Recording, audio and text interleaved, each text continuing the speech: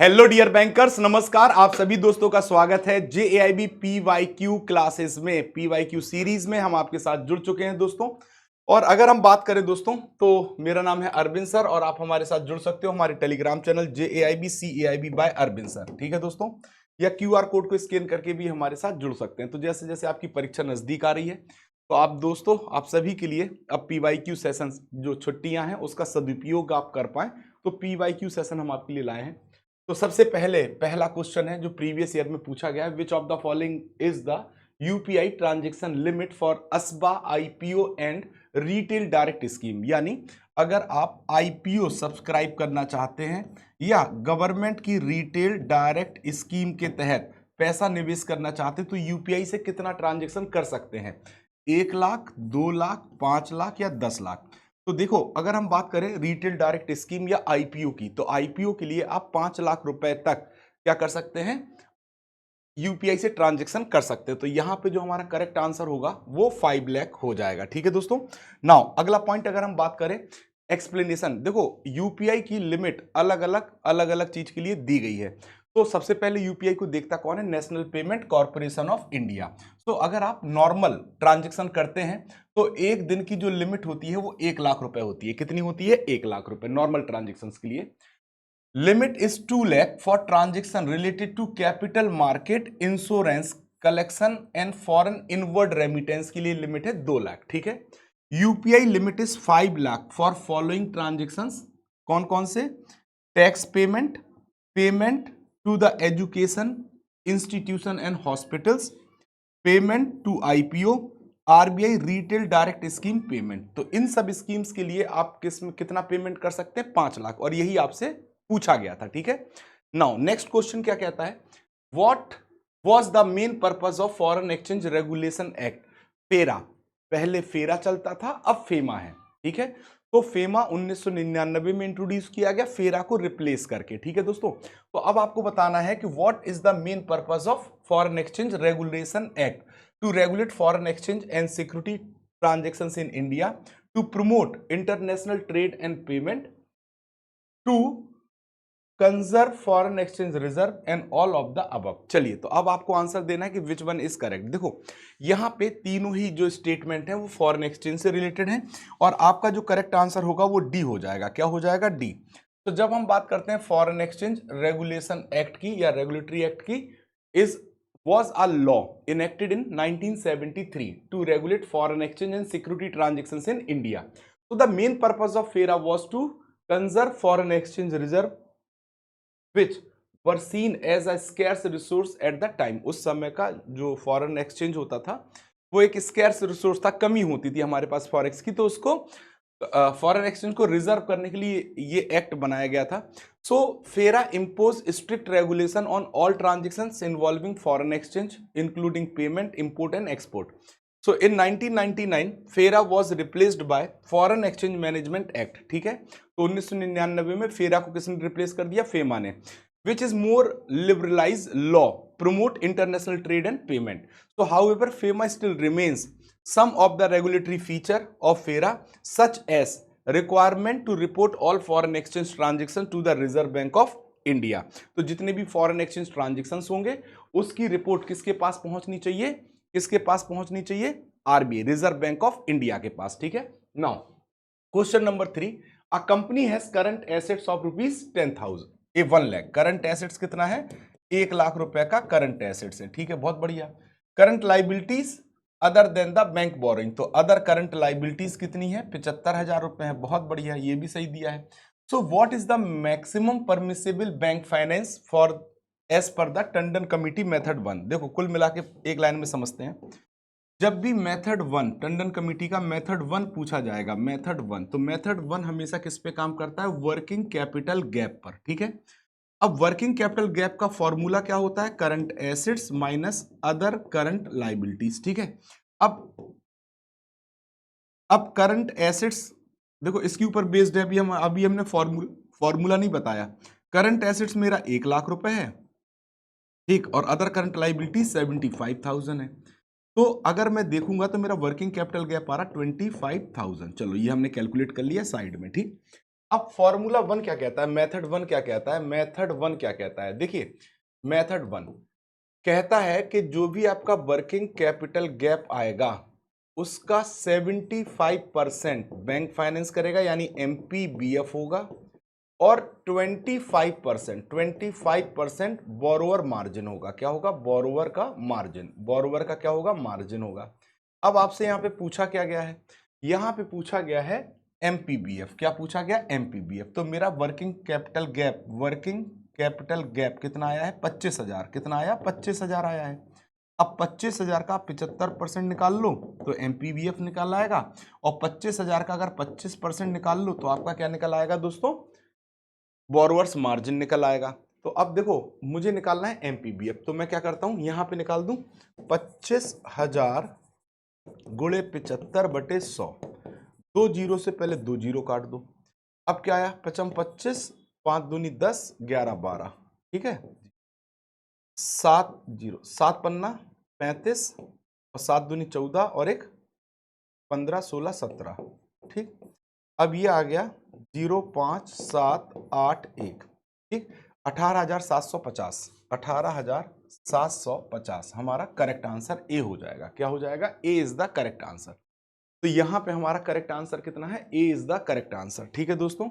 Now A is the correct answer, ठीक है। अब देखिए अगला क्वेश्चन क्या कहता है, Tandon committee method one calculation मैंने कर दिया।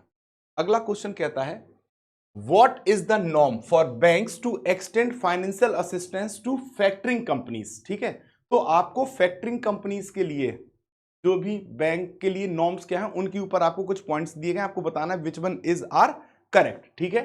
तो देखो सबसे पहले लिखा है the financial assistance extend by the factoring companies is secured by hypothecation और assignment of receivables in their favour. तो फैक्टरिंग का मतलब क्या होता है, जब भी कोई बिजनेस ऑर्गेनाइजेशन क्या करती हैं, अपने बिल रिसीवेबल्स के अगेंस्ट को बिल रिसीवेबल्स को डिस्काउंट कराती हैं फैक्टर से, तो उसे फैक्टरिंग कहा जाता है।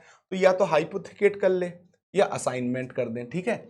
दूसरा स्टेटमेंट कहता है at least 75% of income is from factoring activities. तो ऐसी कंपनीज को अपना 75% इनकम फैक्टरिंग एक्टिविटीज से ही लाना होगा। फिर लिखा receivables purchase financed on a with recourse और without recourse basis from at least 50% of the assets. अब ये आपको 3 स्टेटमेंट दिए गए फैक्टरिंग से रिलेटेड। अब आपको यहां पे देना है आंसर। देखो यहां पे पहला स्टेटमेंट बिल्कुल करेक्ट है और तीसरा स्टेटमेंट भी करेक्ट है, सेकंड स्टेटमेंट आपका रॉन्ग है, यानी आपका आंसर सी हो जाएगा। क्या हो जाएगा, सी इज द करेक्ट आंसर। देखिए क्यों रॉन्ग है, एटलीस्ट 50% इनकम आनी चाहिए फैक्टरिंग एक्टिविटीज से, और वहां पे लिखा था 75%, इसलिए ये रॉन्ग है। पहला और तीसरा स्टेटमेंट करेक्ट है, पहला और तीसरा। तो पहला स्टेटमेंट क्या कहता है, क्वालिफाइंग एज फैक्टरिंग कंपनी, यानी अगर कोई कंपनी या सब्सिडरी जो फैक्टरिंग का काम करना चाहती है तो उसकी क्वालिफिकेशन के लिए क्या है, conduct business under the provision of the factoring regulation act 2011 notification issued by the reserve bank of India. At least 50% income is from the factoring activities. Third statement है receivables purchased financed on with recourse without recourse basis from at least 50% of the assets. So the assets income do not include that related to bill discounting facility. The financial assistance extended by the factoring companies is secured by the hypothecation or assignment of receivables in their favor. तो secure भी करना होता है। फिर आता है question number 5, which of the following is not a right of consumer protection act. COPRA का इनमें से कौन सा एक अधिकार नहीं है, राइट टू सेफ्टी है, राइट टू चूज है, राइट टू इंफॉर्मेशन है, the right to fair compensation ये नहीं है, ठीक है। अब देखिए पढ़ते हैं right to fair compensation. So COPRA also include the following rights for the consumer. पहला है right to safety, right to information, right to choice, right to representation, right to seek redressal, right to consumer education और right to basic need, ठीक। तो the right to fair compensation is not a right under the COPRA, ठीक है दोस्तों। फिर आता है question, cash out at any ATM of more than how many hours in a month attract a flat penalty of rupees per ATM. अगर आपका कोई भी एक एटीएम है और उसमें अगर आप ध्यान से देखेंगे तो इनका कहना यह है कि कैश आउट की पोजीशन कितने घंटे तक लगातार बनी रहती है तो कितनी पेनल्टी लगती है। तो 10 घंटे अगर लगातार क्या बनी रहती है कैश आउट की पोजीशन, तो 10,000 रुपए फ्लैट पेनल्टी लगती है एटीएम वाइज। ठीक है। सो बैंक एटीएम हो या व्हाइट लेवल एटीएम हो should have robust system for available of cash in ATM. ठीक, इनके पास एक मजबूत सिस्टम होना चाहिए कि एटीएम में क्या हो, कैश अवेलेबल हो। फिर टाइमली रिप्लेसमेंट, उसमें लगातार समय समय पैसा भी आना चाहिए। अगर cash out in any ATM of more then 10 hours in a month attract a flat penalty of ₹10,000। ठीक है, तो 10 आवर्स, अगर 10 आवर्स से ज्यादा कैश आउट रहता है तो 10,000 की पेनल्टी लगेगी। In case of white level ATMs the penalty is charge to the bank meeting cash requirement of the white level ATM. Bank में record the penalties from the white level ATM operator. अगर यही condition white level ATM के साथ होती है तो penalty white level ATM operator पे नहीं लगेगी, इनके स्पॉन्सर बैंक पे लगेगी। किस पे लगेगी? स्पॉन्सर बैंक पे लगेगी। किस पे लगेगी? स्पॉन्सर बैंक पे। स्पॉन्सर बैंक क्या करेगा? रिकवर करेगा। किससे रिकवर करेगा? रिकवर करेगा व्हाइट लेवल एटीएम ऑपरेटर से। ठीक है दोस्तों, याद रखिएगा। Question number 7, which advances are considered under the weaker section category for priority sector lending. इनमें से कौन से एडवांसेस ऐसे हैं जो वीकर सेक्शन कैटेगरी के तहत काउंट होते हैं? बड़ा स्टेटमेंट है, थोड़ा सा देख लीजिए, हम भी आपके लिए पढ़ते जा रहे हैं जिससे आप भी आसानी से पढ़ते जाएं। ठीक है, तो देखिए पहला लिखा है क्या? सेल्फ हेल्प ग्रुप, बिल्कुल 100% होगा। Individual women beneficiaries up to 1 lakh rupees per borrower. ठीक है, ये भी होगा, पहला दूसरा दोनों सही है। Individual women beneficiary up to 2 lakh rupees per borrower. अब देखो ये जब 1 लाख वाला है तो 2 लाख वाला नहीं होगा। Artisan village and cottage industry where individual credit limit do not exceed 2.4 lakh, तो यहां भी गलत है, ये 1 लाख होना चाहिए था। Distress farmer indebted to in non institutional lender, बिल्कुल हो सकता है जो भी स्ट्रेस फार्मर हैं जो कि कर्ज में दबे हैं, नॉन इंस्टीट्यूशनल लेंडर यानी सेठ साहूकार महाजन के कर्ज में। Beneficiaries under government sponsored scheme और DRI advances.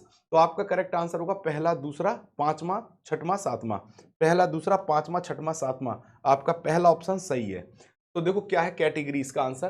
प्रोटी sector loan to the following borrower are considered under the weaker section category. Small and marginal farmer count होंगे इसमें, small and marginal farmer, artisan village, cottage industry where individual credit limit does not exceed ₹1 lakh। ठीक है, फिर ऐसे beneficiaries जो NRLM scheme के तहत benefit ले रहे हैं या एनयूएलएम के तहत बेनिफिट ले रहे हैं या एसआरएमएस स्कीम के तहत बेनिफिट ले रहे हैं।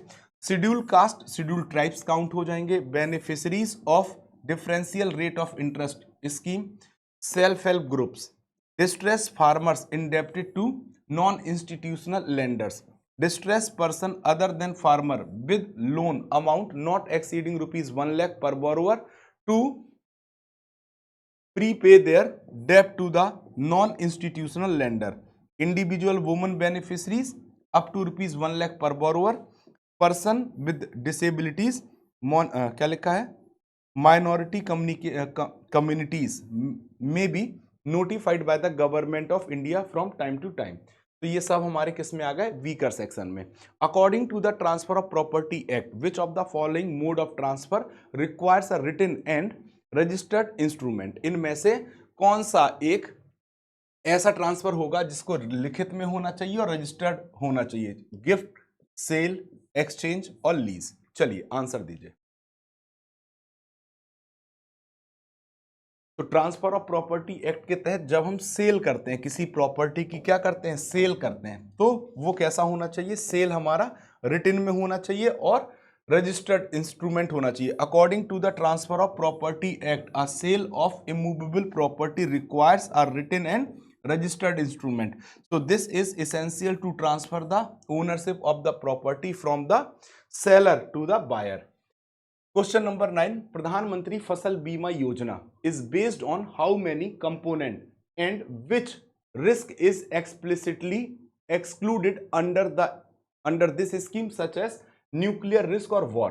तो अब आपको बताना है प्रधानमंत्री फसल बीमा योजना के तहत इनमें से कौन सा स्टेटमेंट आपका करेक्ट है, which statement is are correct, ये आपको बताना है। ठीक है, तो अगर हम प्रधानमंत्री फसल बीमा योजना की बात करते हैं तो इनमें पहला स्टेटमेंट दिया गया है, प्रधानमंत्री Fasal Bima Yojana is based on two component, its exclude both nuclear risk and war risk. यहां पर दोनों प्रकार के रिस्क को एक्सक्लूड करके रखा गया है। ठीक है, फिर क्या लिखा है, प्रधानमंत्री Fasal Bima Yojana is based on three component and it exclude nuclear risk but not war risk. ठीक है,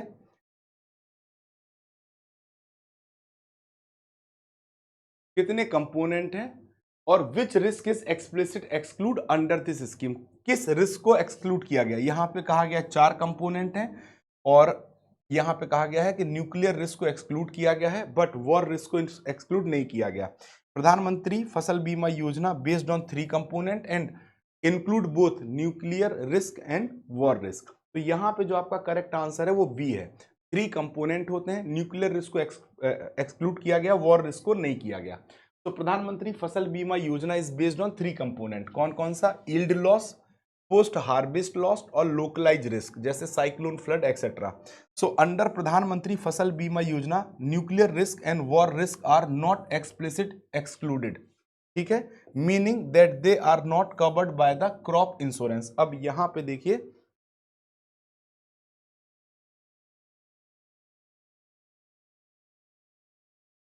ये देखिए क्या लिखा है, एक्सक्लूड न्यूक्लियर रिस्क एंड कर दो इसको तब सही आएगा, एंड वॉर रिस्क। ठीक है, दोनों को एक्सक्लूड किया गया। ठीक है दोस्तों, so the scheme primarily focused on providing coverage for yield loss, post harvest loss and localize risk that affect the agriculture crop. फिर question number 10, which of the following is not a valid official document. अब देखो यहाँ पे passport आपका OBD है, आधार OBD है, ये दोनों ही आपके ऑफिशियल वैलिड डॉक्यूमेंट नहीं है। ठीक है, पैन कार्ड भी नहीं आता है, लाइब्रेरी मैनेजमेंट कार्ड भी नहीं आता है, तो ये दोनों आपके ऑफिशियल वैलिड डॉक्यूमेंट नहीं है। ठीक है दोस्तों, तो ये दोनों ही आपके ऑफिशियल वैलिड डॉक्यूमेंट नहीं है। तो passport, driving licence, voter ID card, job card issues by the NREGA, letter issues by the national population registrar और मास्क, आधार और वर्चुअल आईडी, ये सब आपके क्या होते हैं, ये सब आपके क्या होते हैं, some example of OVD, official valid document. ठीक है दोस्तों, इसके बाद आप सभी के लिए एक अनाउंसमेंट है और ये अनाउंसमेंट कहता है कि आप सभी को हमारा JAIB क्रैश कोर्स दीपावली के इस पावन और शुभ अवसर पर बिट टेस्ट सीरीज के साथ आपको लीस्ट प्राइस 1499 रुपए में आप सब्सक्राइब कर सकते हैं। ठीक है, सो दिवाली का बिगेस्ट ऑफर सेल चल रहा है और इस ऑफर सेल के तहत आपको हमारा JAIB क्रैश कोर्स मात्र 1499 रुपए में अवेल करने का मौका मिला है। ठीक है दोस्तों, साथ ही साथ अगर हम बात करें अपने सेल की कि क्या क्या सेल में हमें ऑफर मिल रहे हैं, तो सभी ऑफर की बात यहाँ कर लेते हैं। तो सबसे पहले अगर हम बात करें तो happy Diwali, festival of lights आप सभी के जीवन में उमंग और ग्रोथ और उन्नति लेकर आए, है ना। जैसे जैसे प्रकाश तेजी से आगे बढ़ रहा है वैसे ही आपके जीवन में उन्नति और विकास यानी ग्रोथ आगे बढ़े और आप सक्सेस के बाद एक और सक्सेस के बाद एक और सक्सेस और लगातार इन सीढ़ियों पे चढ़ते जाएं। ठीक है, तो दोस्तों आप सभी के लिए 60% ऑफ है हमारे महापैक और लाइव बैचेस पर और ये ऑफर वैलिड है 17 तारीख से 27 अक्टूबर तक। और आप सभी के लिए हमारा JAIB महापैक 2499 रुपये में मिल रहा है, 6 मंथ का, बहुत लीस्ट प्राइस है। 12 मंथ का आपको 3599 में मिल रहा है और 24 मंथ का महापैक 5599 में मिल रहा है। JAIB महापैक की सबसे बड़ी खासियत है कि यहाँ पर आपको जितने भी बैच हम पढ़ाएंगे वो सभी बैच आपको यहाँ पे इंक्लूड होते हैं, आपको अलग से बैच नहीं लेना होता है। 200 plus class notes, 2000 plus live classes, 500 plus mock and quizzes and 24x7 doubt support आपके लिए उपलब्ध है। ठीक है दोस्तों, अब देखिए यहाँ पर आपको हमारा JAIB क्रैश कोर्स अब लीस्ट प्राइस 1499 में मिल रहा है with the test series. So test series भी आपको इंक्लूड कर दी गई है जिससे आप प्रैक्टिस कर पाए। RBI का समर्थ बैच आपको मात्र 1899 में और प्रो बैच 3399 में मिल रहा है। साथ ही साथ JAIB bankers as set of 4 books आपके लिए अवेलेबल है लीस्ट प्राइस में 1224 रुपए में अमेजोन और फ्लिपकार्ट से। इन किताब की खासियत है exhaustive theory, hint and solutions, question with case studies हर एक यूनिट के बाद मिलेंगी और mind map and quick revision आपके लिए उपलब्ध है। ठीक है दोस्तों, तो आज की क्लास में बस इतना ही। थैंक यू वेरी मच दोस्तों, थैंक यू ऑल।